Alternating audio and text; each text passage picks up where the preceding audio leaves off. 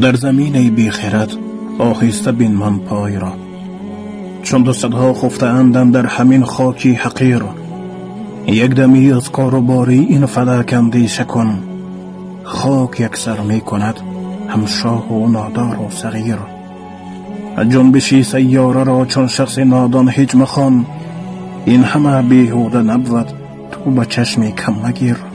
نطفه‌ای از خاک هستی بس مکن کبر و غرور، چون که جسمت را بگیرد خاک با مرکت اسیر. با همه اهلی زمین هم خوشبین و یک رنگ باش، چون که الله خود بداند قدری دارا و فقیر. ای منور کی بخواند ناخلف شعری تو را، گر بخواند در نکویی خیر می گردد امیر. الله تعالی آخرت همه ما شما را بخیر کرد.